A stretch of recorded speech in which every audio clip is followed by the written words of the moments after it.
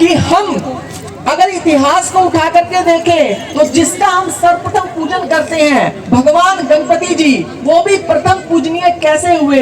क्योंकि उन्होंने अपने माता पिता को ऊंचे सिंहासन पर बिठा करके उनकी पूजा करी, उनकी प्रदक्षिणा करी। क्योंकि शास्त्र ये कहते हैं कि माता का गौरव पृथ्वी से अधिक है और पिता का सम्मान आकाश से भी ऊंचा है। ऐसे माता पिता की पूजा हर विद्यार्थी को करनी चाहिए। जैसे पेड़ पे लगा हुआ फल अपने आप पक जाता है, गोदी में पड़ा हुआ बालक बड़ा हो जाता है, ऐसे ही मातृ पितृ पूजन दिवस मनाने वाला विद्यार्थी बड़ा विलक्षण हो जाता है। और आजकल माँ बाप बड़े विडंबना का विषय ये रहता है कि माँ बाप की बात बच्चे नहीं मानते। क्यों? क्योंकि कहते हैं कि जिस माँ कहती है बेटा मेरी आंखों का तारा है, और वही बेटा अपनी माँ को आज आंख दिखाता है। दिखाता है कि नहीं दिखाता है? जो बेटा माँ की आंख का तारा था वही बेटा मुझे आंख दिखाता है, और जिस बेटे को माँ ने बोलना सिखाया वही आज मुझे चुप रहना सिखाता है, वही आज मुझे चुप रहना सिखाता है।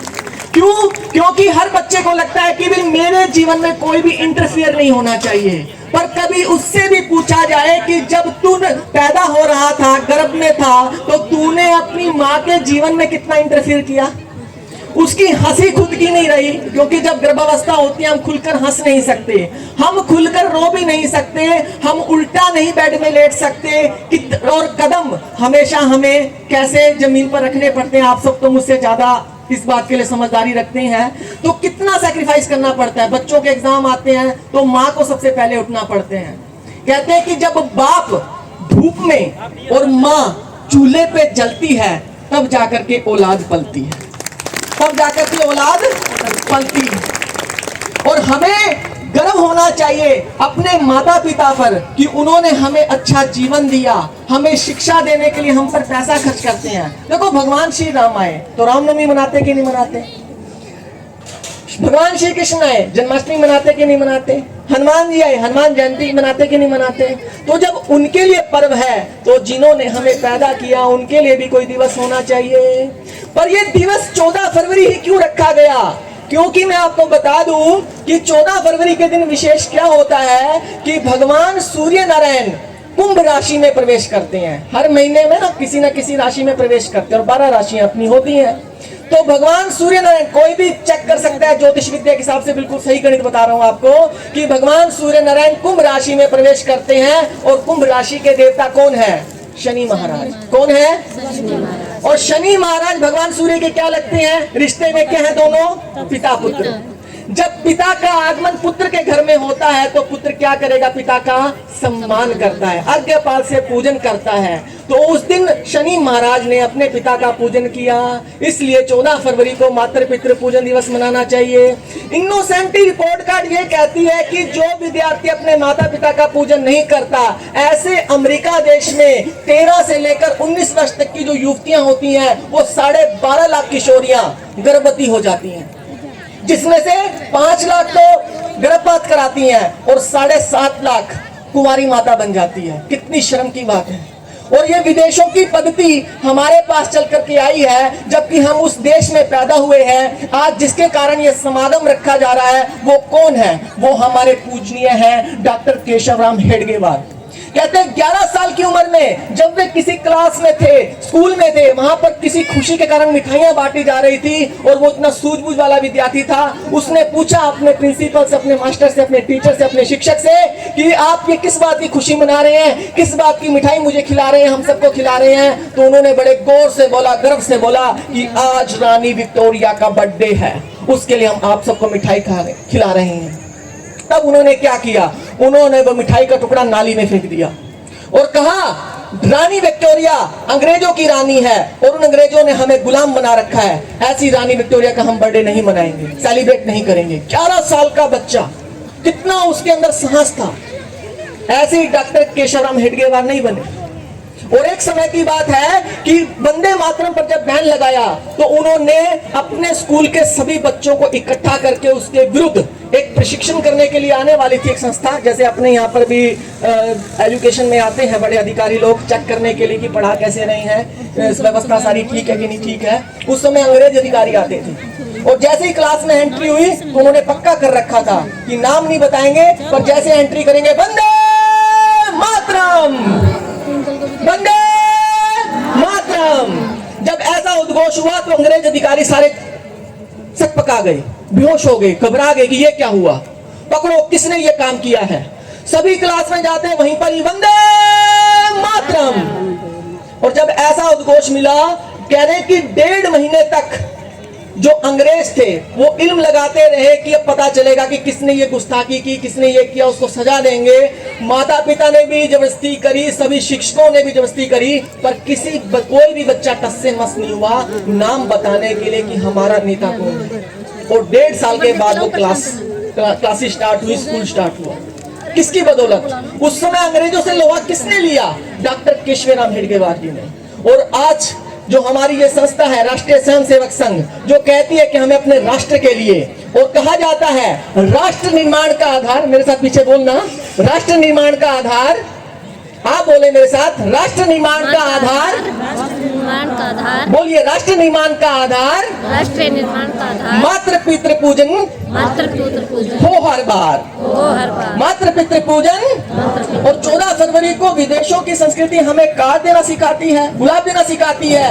बोलो मेरे साथ, ना कार्ड चलेगा, ना कार्ड चलेगा, ना गुलाब चलेगा, ना गुलाब चलेगा, ना कार्ड चलेगा, ना कार्ड चलेगा, ना गुलाब चलेगा, गुलाब चलेगा। माता पिता का आशीर्वाद चलेगा, आशीर्वाद चलेगा। माता पिता का आशीर्वाद चलेगा। आशीर्वाद चलेगा। सब धर्मों की, सब धर्मों की यही पुकार, यही पुकार। सब धर्मों की, सब धर्मों की यही पुकार। यही पुकार। माता पिता का करे सत्कार, करे सत्कार। माता पिता का करे सत्कार, करे सत्कार। आपको बड़ा गर्व होगा, कहते हैं कि हर औरत का एक गुरूर होता है। पहला गुरूर उसका हुस्न होता है, हर औरत का पहला गुरूर उसका हुस्न होता है, और हर औरत का आखिरी गुरूर उसके बच्चे होते हैं। और कहते हैं अपने आखिरी गुरूर को मुकम्मल करने के लिए औरत अपने पहले गुरूर को खाक में मिला देती है। और ऐसी माँ भगवती सारी मेरे सामने बैठी है, क्या आप इस बात के साक्षी हैं कि नहीं है? मानते नहीं। पर अगर वही बच्चा हमें बोले कि हम अपने जीवन को सैक्रिफाइस नहीं कर सकते, आपके साथ रहने से हमारा जो टाइम है वो इंटरफियर होता है, हमारे आनंद में खनन पड़ता है, तो कैसे विडंबना है। ये संस्कृति कहाँ से आ गई 14 फरवरी की, जो हमें माता पिता का पूजन करना नहीं सिखा रही है, जबकि हम अपना सत्यानाश करने बैठे हैं। इसकी जानकारी भी मैं आपको दे देता हूँ। एक रोम में एक राजा था क्लोडियस, उसने एक व्यवस्था बनाई अपने सैन्य बल को बढ़ाने के लिए कि सैनिकों की शादियां करने से मना कर दिया, ताकि वो अपने बीवी बच्चों पर ध्यान ना दे, केवल हमारे देश पर ध्यान दे, अपने राज्य पर ध्यान दे। तब वैलेंटाइन नाम के संत ने क्या किया, गुप्त रूप से उन सैनिकों की शादियां करवा दी। जब राजा को इस बात का पता चला तो उस वैलेंटाइन संत को 14 फरवरी के दिन फांसी की सजा दी गई थी। अब विदेशों में कल्चर तो चल रहा है उस दिन वैलेंटाइन डे का उस नाम से कि उनके शोक स्वरूप वो वैलेंटाइन डे मनाते हैं। हम किस बात का मनाते हैं भाई, जरा विचार करें, हम किस बात का मनाते हैं? हमें विचार करना होगा। हमारे माता जीवित हैं, हमारे पिता जीवित हैं। कहते हैं कि जो माता पिता का आदर किए बिना, सम्मान किए बिना तीर्थों पे चला जाता है, उसको हत्या करने का पाप लगता है, हत्या का भागी बन जाता है। और जो माता पिता का पूजन करता है उसको गंगा स्नान का फल मिलता है। बोलो मातृशक्ति की, पितृशक्ति की। ऐसे भारत देश में हम पैदा हुए हैं और हमें 14 फरवरी को वैलेंटाइन डे ना मना करके मातृ पितृ पूजन दिवस मनाना चाहिए। बोलिए मेरे साथ, माता पिता का अपमान, माता पिता का अपमान नहीं सहेगा हिंदुस्तान, नहीं सहेगा हिंदुस्तान। माता पिता का अपमान, माता पिता का अपमान नहीं सहेगा हिंदुस्तान, नहीं सहेगा हिंदुस्तान। ना कार्ड चलेगा, ना कार्ड चलेगा, ना गुलाब चलेगा, ना गुलाब चलेगा। माता पिता का आशीर्वाद चलेगा, आशीर्वाद चलेगा। माता पिता ने शरीर की चमड़ी उतार के उसके जूते बनाए और उस जूते को अपने माता पिता को भेंट दे, तो भी वो अपने माता पिता का कर्ज नहीं उतार सकता। और ये बात उन्होंने क्या किया, स्वामी विवेकानंद जी से पूछ ली। और स्वामी विवेकानंद जी को जब सुनने में आई कि ये लड़का क्या पूछना चाहता है, तो उन्होंने क्या किया, उसका आंसर नहीं दिया, उत्तर नहीं दिया। क्या किया, एक 2 किलो का पत्थर था और कहा इसको पेट में बांध ले, और ऊपर पेट पे रख के ऊपर से कपड़ा बांध ले, और कल शाम को इसी समय मेरे पास आ जाइए। उसने 24 घंटे वो 2 किलो का टुकड़ा जो था पत्थर, वो अपने पेट में रखा और बांध के अगले दिन ले आया। और बड़ी हालत खराब हो गई, पसीने पसीने दर बदर। बोले स्वामी जी ये क्या करवा दिया।